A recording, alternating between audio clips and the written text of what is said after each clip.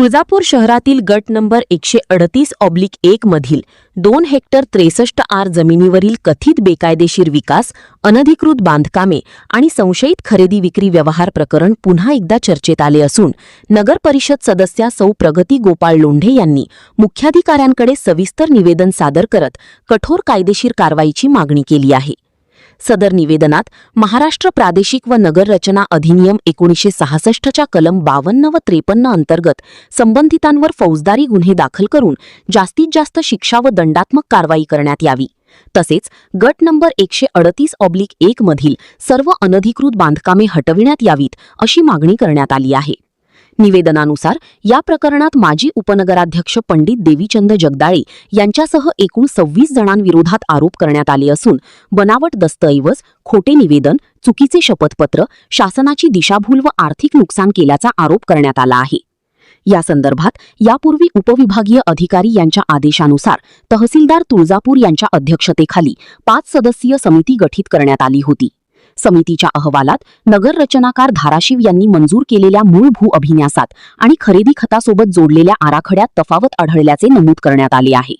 संबंधितांनी सादर केलेला विकास आराखडा अधिकृत मंजुरीपेक्षा वेगळा असल्याचे निरीक्षण समितीने नोंदवले आहे। तसेच या समितीने संबंधित जमिनीचे व्यवहार, हस्तांतरण आणि नगरपालिकेकडून देण्यात आलेले काही परवाने हे कायदेशीरदृष्ट्या चुकीचे असल्याचे नमूद करत ते रद्द करण्याची शिफारस केली आहे। यानंतर जिल्हाधिकारी यांच्या आदेशानुसार माझं नाव प्रगती कदम लोंढे, मी नगर परिषद सदस्य तुळजापूर। तर आमच्या गेले 1-1.5 वर्ष झाला आम्ही खूप संघर्ष केला आहे यात्रा मैदानासाठी। तर यात्रा मैदानासाठी आम्ही जे उपोषण आंदोलन केले आहे त्याला आम्हाला यश भेटले आहे। आम्ही काही खूप आंदोलने केली तर आम्हाला जिल्हा अधिकारी साहेबांकडून अहवाल भेटला आहे। सदरील अहवाल आणि निवेदन आम्ही मुख्याधिकारी साहेबांना दिले आहे। तर आमची अशी विनंती आहे त्यांना की त्यांनी सर्व कारवाई करावी आणि संबंधितांना काही कडक शासन करावे। 138/1 हे सध्या जागेचा सर्वे नंबर, ही जागा आहे 2 हेक्टर 66 आर। तर आम्हाला ही जागा पूर्णतः रिकामी आहे आणि तिथे आम्हाला कार पार्किंग आहे, कारण हे आपल्यासाठी खूप गरजेचं आहे। आपल्या तुळजापुराचा विकास होणं खूप गरजेचं आहे।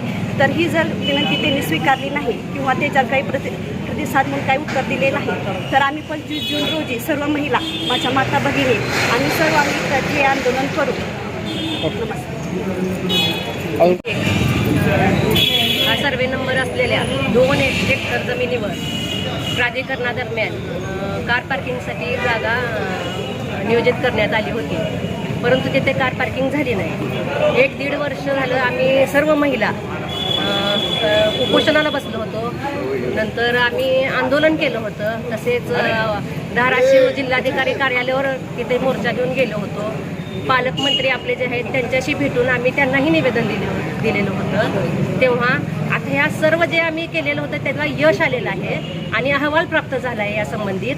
तरी ह्या अहवालानुसार मुख्याधिकारी यांनी लक्ष देऊन ती जागा जी आहे ती रिकामी करून तिथे कार पार्किंग करण्यात यावी आणि भाविकांच्या सेवेसाठी कार पार्किंग खुली करण्यात यावी अशी सर्व आमच्या महिलांची मागणी आहे आणि हेच साहेबांनी याचा हे केलं पाहिजे। अहवाल प्राप्त होऊन किती दिवस झाले?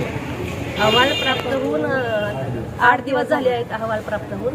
तरी अहवालाप्रमाणे तेथे संबंधित कारवाई करण्यात यावी आणि जागेवर कार पार्किंग चालू करण्यात यावी हीच आमच्या सर्व महिलांची विनंती आहे, मागणी।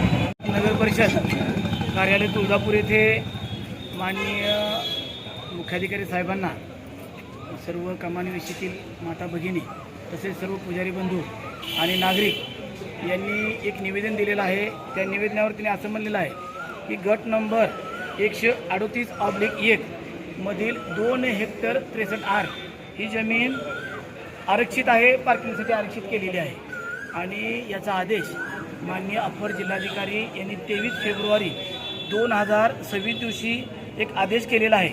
त्या आदेशानुसार असं म्हणलेलं आहे की तुळजापूर येथील सर्वे नंबर 138/1 मधील यात्रा मैदानासाठी संपादित जमिनीच्या विक्री व्यवहाराच्या अनुषंगाने श्री संभाजी शिवाजीराव नेप्ते व इतर यांनी केलेल्या तक्रारीवरून नियुक्त करण्यात आली होती समिती।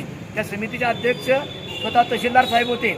यांच्या अध्यक्षतेखाली चुकीच्या कागदपत्रा आधारे संपादित क्षेत्र विक्री केले प्रकरणी विक्री व्यवहार पूर्ण रद्द करण्यात यावे।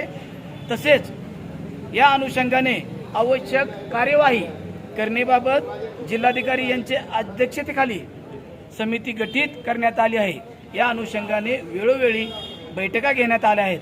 सर्व संबंधित अधिकारी यांचे अहवाल प्राप्त करून या विषयात या प्रकरणी कारवाई करण्याबाबत समितीमार्फत करण्यात आलेल्या शिफारशी संदर्भात अहवाल सोबत सादर केला आहे। या अनुषंगाने 23 तारखेला ज्या अप्पर जिल्हाधिकारी साहेबांनी जे आपल्याला आदेश काढलेला आहे त्या आदेशानुसार या आमच्या माता भगिनी आणि सर्व पुजारी आणि नागरिक बंधू यांनी या तुळजापूर नगर परिषदेला निवेदन दिलेलं आहे आणि या आदेशानुसार आम्ही सर्व काँग्रेस पार्टीचे नगरसेवक यांच्यासोबत आहोत आणि या माता भगिनींनी 24 जूनचं अल्टिमेटम दिलेलं आहे, नाहीतर 25 जूनला मुख्याधिकारी यांच्या दालनामध्ये ते आंदोलन करणार आहेत आणि जर त्यातलं अतिक्रमण काढण्यात नाही आलं तर आम्ही त्यांच्यासोबत आहोत, त्यांच्यासोबत पुढची लढाई लढू।